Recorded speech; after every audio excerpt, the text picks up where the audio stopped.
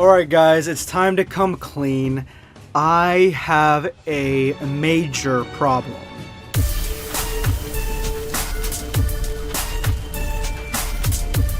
Prepare yourself, Dan Saiyan. Subscribe and hit the notification bell to help us achieve the 300k mortal plan. Every soul counts. So for those of you guys who thought that my major problem was waifus, it is not. My major problem is angels, celestials, gods of destruction. Anything in that hierarchy that Dragon Ball Super originally started out with has become an issue in Dragon Ball. It has. The latest chapter has proven it so. So I'm going to go ahead and review the latest chapter of Dragon Ball Super, but this is the reason that Dragon Ball Super's writing is always going to be curtailed. There's never going to be any weight, any stakes. Nothing is going to matter. Nothing means anything. Like, I hate it here, man. I hate when we're just pointed in this direction where there is a reset button behind every arc. Dragon Ball Z was not like this. Dragon Ball Z had certain consequences that you had to deal with, and Dragon Ball Super, even in the manga, does not. And anybody saying that it ain't that bad, it's just that you guys don't care about good story writing. That's just point blank, period.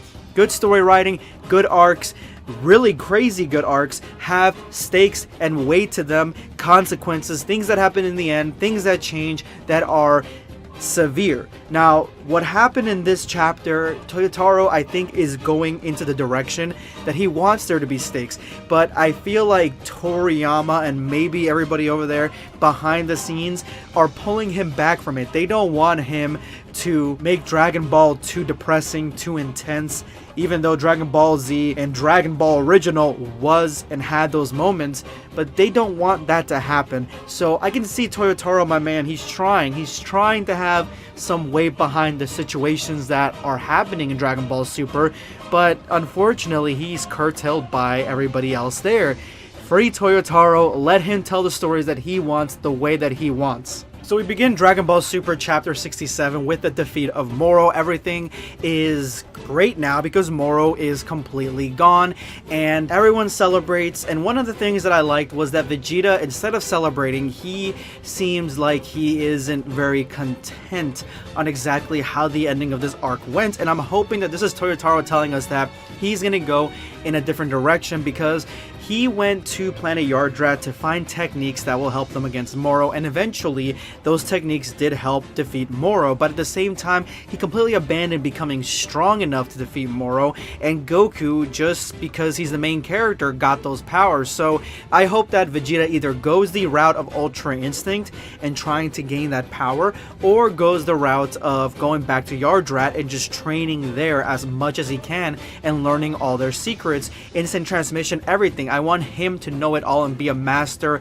Yardrat fighter. That would be amazing for Vegeta. Next, we have Toyotaro basically telling us what we were theorizing. It's not going to happen, that we thought that this is going to connect to the end of Dragon Ball Z directly, and no, Oob is just there temporarily and now he's gone and we're probably not going to see him for a while until Toriyama tells us that we can go see him again and finally connects us to the end of Z, which I don't think that he's actually given his approval on. But we have basically an entire party happening in this chapter, and it is really cool to see everyone interacting with like really chill clothing and just hanging out. Vegeta drinking a beer next to his family. Like, I love this kind of stuff, honestly. I love the celebration after the destruction of evil. That's my type of shit. And of course we get, you know, bringing back everybody with the Dragon Balls. The show is called Dragon Ball, so Dragon Balls, in my opinion, are really the perfect reset button, because they are difficult to get and they have limitations and they aren't everywhere and they're not always accompanying the main characters. Personally, for me, Dragon Balls are, this is legit. This is, for me, this is fine. Of course, we're going to reset everything with the Dragon Balls. That's always been happening, but I thought that the major consequence that we got was going to be a little bit more, which I'll get to in a minute. Goku, Vegeta, and the saviors of planet Earth and the universe, the defeaters of Moro, including Jaco and Buu, all get medals, and Goku gets to party with the Galactic Patrol, even getting a little bit too friendly with the Galactic Patrol King, or the Galactic King. And yeah, he's done this like 3 different times already, so at this point now, I'm just going to go ahead and ship these two together. They are a unit. Goku obviously has a thing for octopuses, and he likes that tentacle shit, so I'm 100% down with this one. This is exactly what's going on here. Goku acts oblivious, but no, he likes to hold on to these tentacles that aren't tentacles. And so we get the discovery here, and this is what's going to take up most of this, that Mirus is alive. Not only was he brought back off screen, the Grand Priest erased him temporarily and then brought him back as a mortal, taking away all his powers. So now he can be part of the main cast. He's not overpowered. He's probably going to be like a lot weaker, you know, but he's got all his skills and gadgets. So he was a cool character without the angel powers, but now he really is just a normal guy. And the Grand Priest just had a soft spot for Mirus and decided to, you know, let him continue being alive and, you know, showing that kind of mercy. And the only reason that he even decided to show him mercy is because the Supreme Kai wanted to give up his life for Mirus. I'm not exactly sure why this would move the Grand Priest, who during the Tournament of Power didn't care if whole universes got deleted with their gods of destruction, but he cares, and the Supreme Kais, and yet he cares here whether one Supreme Kai loses their life to bring back an angel.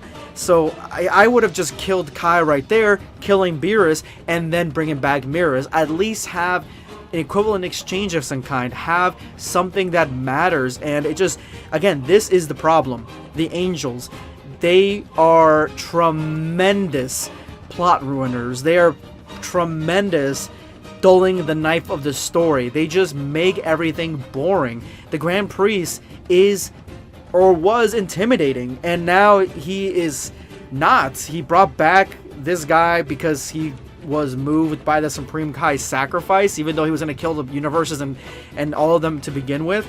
And then he makes the punishment for Beerus and the Kai to just be giving piggyback rides. Like, I understand that gag. That gag isn't the problem for me. I actually thought it was not that bad. I like it. I like that Beerus is like, where is Goku? And Goku's partying with the Galactic Patrol, you know, having a grand old time. And Beerus is like, are you fucking kidding me? Yeah, I like that whole stuff. I don't like that the angels can just do whatever. Nothing matters. Anything that happens in the story, like the next part of the story with Granola, why would I care about that stuff as much as I would care about anything else or any other story in any other universe, when if the Dragon Balls don't fix it, which I'm okay with the Dragon Balls, then the angels can fix it.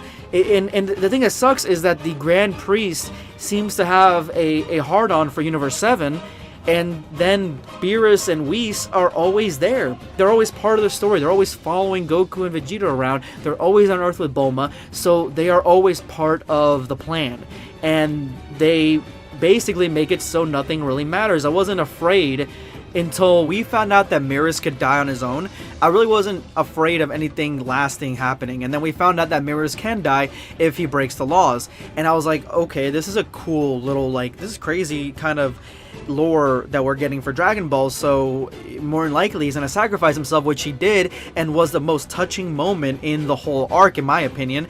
It was one of the best moments in the whole arc where he sacrificed himself. It was very well done, and now it doesn't mean anything because he's back. And yes, I like Goku and Mirus together. I want to see them on more adventures, and they seem to be like really good friends. I thought it was cute having a party, taking a picture. I like all that stuff, guys. Trust me, I'm not like the Scrooge or the Grinch here. I just want there to be something more. And the fact that the angels can just do whatever, it's like Granola decides to become an even worse villain than Moro was, and just destroy everything and kill everybody, control everybody, whatever the case might be, world domination, getting the Tuffles back, anything. Okay, but if the Grand Priest gets involved, or Whis gets involved, they can just snap their fingers, and that would be it. Like, that's the problem with the angels right now, and the gods of destruction. This is the problem. They suck, honestly, right now. They suck. Whis is arguably the only cool one, and Whis had a lot of moments in the arc that I really, really liked. his conversations, his facial expressions, the way he was talking down to people. I love that kind of stuff, but then he's just like, whatever, the Grand Priest breaks his own rules. This dude broke the law of angels, and the consequences for that of the law of angels is erasure permanently. And the Grand Priest's like, yeah, but, one of the Kais who I was going to erase anyway in the last arc, 2 arcs ago, he wants to sacrifice himself for Mirror, so, whatever, I'll just bring it back. It seems like lazy writing. It seems like Toyotaro was going to erase Mirror, and Toriyama or somebody over there was like, you know what, we should bring him back, but have like a lesser consequence. That way it shows that there was something that happened and that meant something at the end of all this. Like, we should, bring him back because people like them a lot. You can see the videos and the polls and all this stuff. And then so Toriyama's like, you know what, I like that idea too, just bring him back, I don't give a shit. And Toritaro was like, well, I mean, this is kind of the weight of the whole arc, that he's dead, and hopefully it weighs on Goku's conscience and he's a little bit more careful next time. Nope, he's back. Goku doesn't have to be careful at all. I guarantee you, in the next arc, Goku's not gonna give 2 shits about anything that he does. He's still gonna give fucking Granola a fucking senzu bean, and that's exactly what's gonna happen. Like, this shit pisses me off, honestly. This is the reason that I prefer Dragon Ball fan manga stories over the Dragon Ball Super manga, the official manga, because this is bad writing. It is bad writing, and anybody else saying it is just riding the bandwagon and riding the dick of Dragon Ball Super's manga. I'm gonna say it right here and there. This is bad writing. I call out good writing, I call out bad writing. This is bad writing, and I'm done with this rant. We're getting to the Granola stuff. Granola seems cool. I mean, he's not the one that took the head, but he's trying to find the original 73 and these mob bosses, which I like that there's like this whole underworld, criminal underworld in Dragon Ball and Universe 7 and Universe 6. It seems like they're infested with criminals, and so I like that whole aspect of it.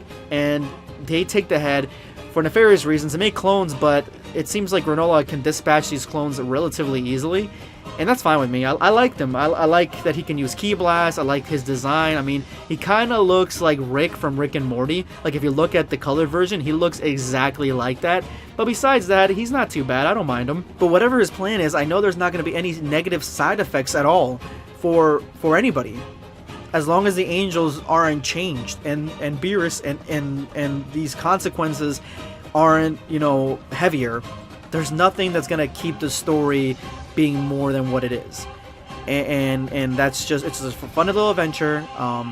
Will Goku die? No, because he got stabbed right through the chest, but he's back because of Dende. It just, all these different things. It's just like it just makes the story boring, in my opinion. It really does, and this is the reason that I really don't like to cover the manga as much. I do like to cover it on the on my Twitter account, and maybe I'll move my covering of these on my second channel. But yeah, man, it just pisses me off. I'm pretty upset about this whole chapter, honestly. Does it ruin the whole Moro arc?